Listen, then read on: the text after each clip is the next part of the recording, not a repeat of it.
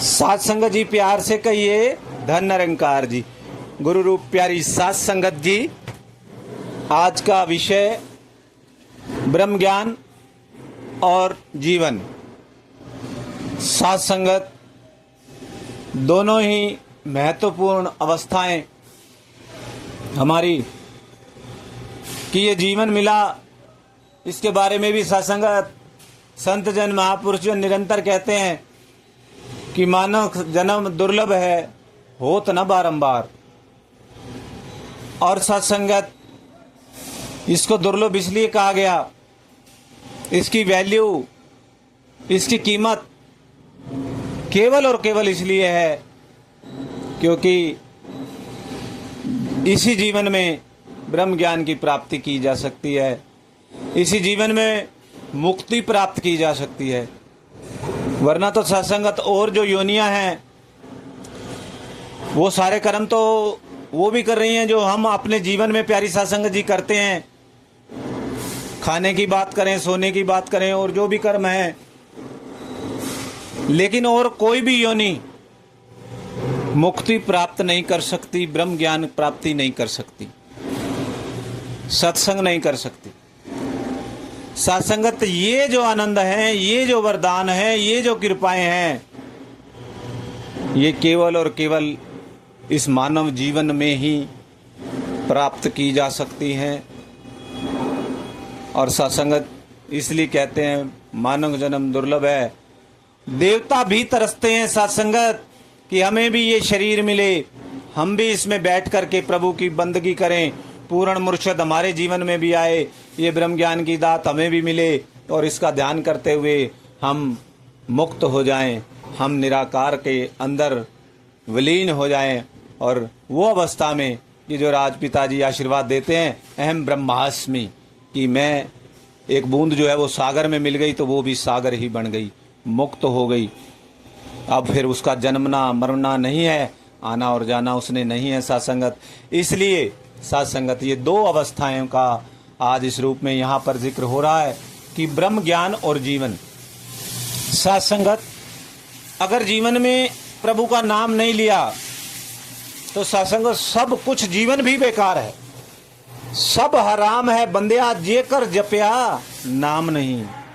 अगर तूने राम का नाम नहीं लिया, पूर्ण मुर्शद की शरण में नहीं आया, जान करके इसकी भक्ति नहीं की, तो सब बेकार है। ऐसी सत्संगत यहाँ पर महात्मा चेतन कर रहे हैं, बता रहे हैं। और सत्संगत कई बार ऐसे होता है कि हमने ब्रह्म ज्ञान भी ले लिया और जीवन भी जी रहे हैं, पहले की तरह जिया जा रहा है कि ब्रह्म ज्ञान ले लिया, वो सत्संग में चले गए, वहाँ भक्ति कर ली, और फिर घर में जो वो कर्म जैसे हो रहे हैं, तो वहाँ भी सत्संगत जीवन और ब्रह्म ज्ञान में फासला है। हमें ब्रह्म ज्ञान को अपने जीवन में लाना होगा, अपने अध्यात्म को अपने भौतिक जीवन में लाएंगे, दोनों को मिलाएंगे, तभी सत्संगत ये पूर्णता, ये आनंद इस जीवन का सार्थक हो सकता है। सत्संगत जब हम पक्के संतों के संग में बैठ करके इसका तरीका पूछेंगे, उनका संग करेंगे कि कैसे उनके जीवन में खुशियाँ हैं, कैसे हमने धीरे धीरे मीठी वाणी बोलनी है, कैसे सबके अंदर इसका रूप देखना है, कैसे हमेशा खुश रहना है। इसीलिए सत्संग अवतार वाणी में बाबा जी कह रहे हैं पक्के आंधे नाल जुड़ना है, पक्के संतों के साथ जुड़ना है।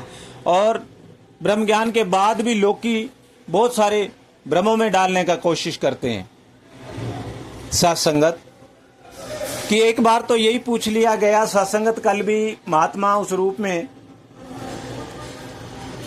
बता रहे थे कि एक बार एक प्रचारक महात्मा प्रचार करने गए, उन्हीं से ही क्वेश्चन कर लिया गया कि ये जो दिखाया जा रहा है आप कोई सबूत दो हमें कि ये है, कोई ऐसा सबूत दो, बताओ कोई चमत्कार, कोई सबूत।